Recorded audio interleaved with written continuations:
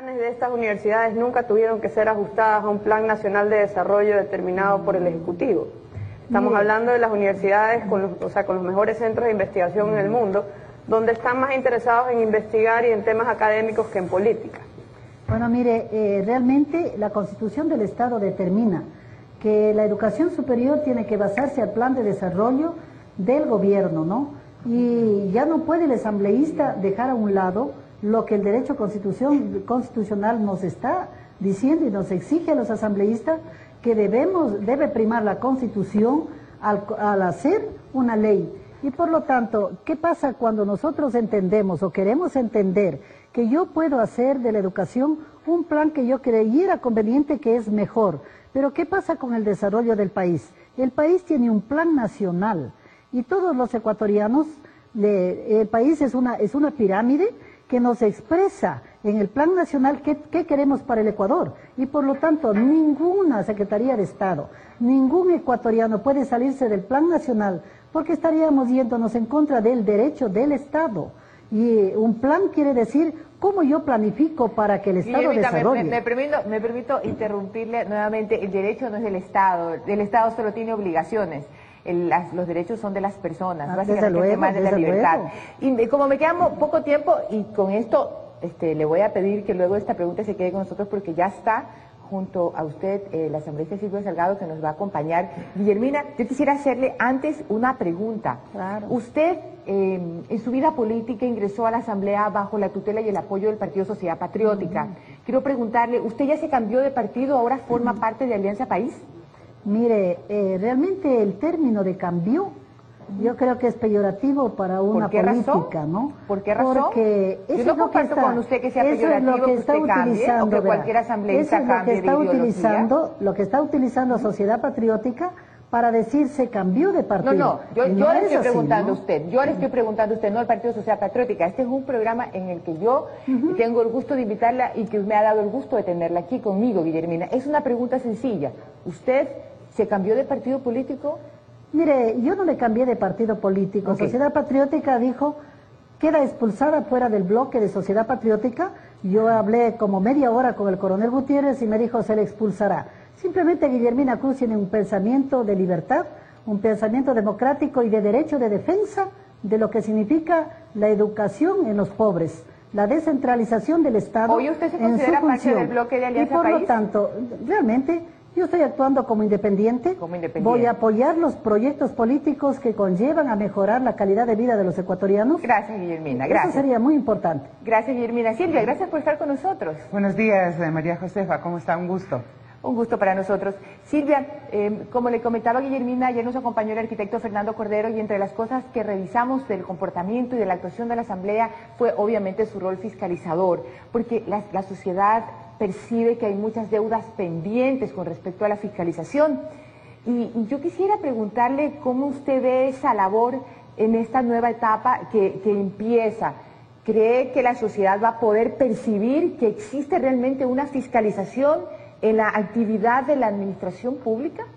Sí, efectivamente el día de hoy reinicia un nuevo periodo, el segundo año de la Asamblea Nacional, y es compromiso, responsabilidad con el país de que como organismo colegiado e individualmente como asambleístas tengamos una propuesta renovadora, una propuesta que ante todo sintetice ese clamor ciudadano en cuanto a priorizar leyes, pero también a la fiscalización. Estamos, como se acaba de analizar, a la espera del veto de importantes leyes que ha mantenido una expectativa en cuanto al contenido de ese veto anunciado, que lastimosamente aún no tenemos el contenido real que nos permita hacer de manera objetiva el análisis. El presidente Cordero dijo ayer que que tenía un texto. En todo caso, yo antes de pasar el tema de la ley, Silvia, si usted me permite, yo quisiera seguir conversando con el tema de la fiscalización. Voy a referirme a la fiscalización. Sí. Y una de las cosas que nos hace avisorar nuevas condiciones en cuanto a la fiscalización ya es el tratamiento de la reforma a la Ley Orgánica de la Función Legislativa, que hemos llegado hasta el primer debate y han coincidido tanto un informe de mayoría como un informe de minoría en hacer importantes reformas. Una de ellas es la propuesta desde la presidenta de la comisión y de otros sectores que contribuye a que la fiscalización no se quede en la comisión, sino de que tenga la posibilidad de conocer los informes el pleno mismo de la Asamblea, lo que va a permitir, diría yo, de alguna manera democratizar, incidir de manera mucho más amplia con la participación de todos los sectores políticos, mucho más transparente a la ciudadanía. Eso nos hace avisorar mejores condiciones para la fiscalización. ¿Usted cree que esa interpretación legal suya, entendida como cierta simplemente para este diálogo, es el obstáculo que usted tuvo frente al juicio político que se le quiso instaurar a Washington Pesantes, fiscal general? Mire, en el caso específico que usted señala, las condiciones son públicas. Cuando esto dependía de voluntad política, y obviamente en una comisión de una composición en donde la mayoría es del Movimiento País y donde estuvo dividida en torno a este tema, lo que se hizo es buscar otras formas y otros mecanismos que realmente los resultados están a la vista. Y en el caso de la ley, cuando se trató de dirimir, porque quien votó a favor de que inicie el juicio político, obviamente esa misma composición mayoritaria dio cuenta de que era una ley la que impedía a la presidenta dar un voto dirimente, por ejemplo. Ese también es otro de los aspectos que debe ser urgente tratamiento en la reforma, es decir, que no esté condicionada una presidenta de una comisión a cuántos componen la propia comisión, sea par o impar. Estos y otros aspectos contribuyen, obviamente, pero será la voluntad política y el compromiso con la ciudadanía a efectos de que la propia Asamblea como cuerpo colegiado tenga la posibilidad de transparentar esta acción fiscalizadora. Buenos días, asambleísta Silvia.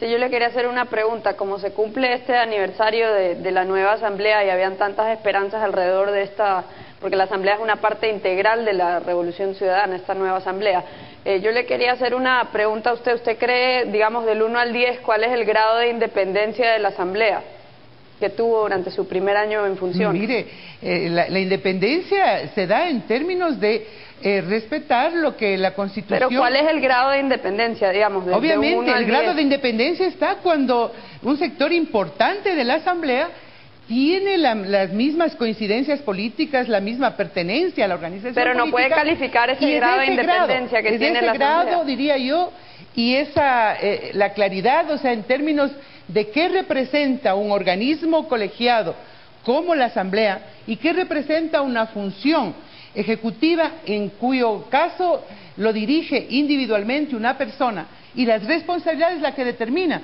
pero nosotros insistiremos, nuestra respuesta será en el plano legislativo y de fiscalización. Tendremos que responder como Asamblea independientemente de nuestras afinidades políticas. Ahora, con quien dirige el país. Yo sí quisiera hacer una reflexión. Hay denuncias gravísimas que se han formulado en el país acerca del mal uso de alrededor de 60.000 millones de dólares en 3 años y medio. El Congreso, o la Asamblea como se la llama ahora, de acuerdo con la nueva Constitución, fue esterilizado. El Congreso, la Asamblea no ha podido hacer ningún tipo de fiscalización, porque primero se creó esa comisión, que usted preside obviamente y con mucho respeto, que se convirtió en un verdadero filtro para la fiscalización. Hay mucha palabrería bonita que se va a hacer, que no sé qué, que se va a reformar, pero el hecho real es que no sabemos cómo se gastó la plata en la Revolución Ciudadana. Ha habido miles y miles y miles de contratos, millones de dólares en contratos a dedo, en contratos sin licitación, en irregularidades, en denuncias gravísimas. El mismo ex vicepresidente León Rondós acusa a los políticos de pillos. Él dice, son pillos, son verdaderos pillos, y no ha habido ningún tipo de fiscalización, y eso no justifica y eso no se explica con ningún tipo de promesas que están viniendo. El hecho real es que en 3 años y medio no ha habido fiscalización y no se sabe a dónde ha ido 60.000 millones de dólares. Esa es la realidad. Por eso el Congreso ahora, o la Asamblea como se llama ahora, prácticamente no ha servido para nada en materia de fiscalización. Esa es mi opinión. Bueno, esa es una percepción que la respeto, pero obviamente debo informar a la ciudadanía que el rediseño institucional de la fiscalización está marcado en la propia Constitución empezando y luego en la ley. Y nosotros no podemos actuar sino en ese marco. Mire, ese rediseño institucional, 3 formas. La solicitud del requerimiento de información, que lo podemos hacer individualmente.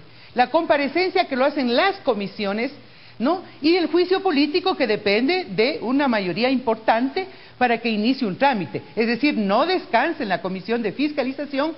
Me preocupa, igual que usted, el asunto de la inversión pública en estos últimos años. Es importante en los montos, o sea, que se ha invertido en vialidad y en muchas otros emprendimientos, otras inversiones públicas. Por lo tanto, solo ese mero hecho ya amerita el tener la preocupación del caso. Pero efectivamente, yo sí quisiera contar, o sea, con las denuncias específicas. Estos días, por ejemplo, María Josefa, usted debe conocer, en los medios de comunicación se hace denuncias graves respecto a la administración. Sí, obviamente, claro. Cuando se dice los recursos de los ecuatorianos están en las Bahamas, lo menos que debemos hacer es preocuparnos políticos de y en Alianza eso País, tomar ¿no? acciones. Y sobre todo el día de hoy recoge una denuncia en la que usted se compromete a investigar sobre temas de las reuniones, de los gastos en hoteles y todas las reuniones que tienen los políticos de Alianza País, esa utilización de fondos para temas que no me quedan claros. Silvia, pero se me acaba el tiempo y quiero hacerle la última pregunta y le pido por favor que me la conteste rapidito.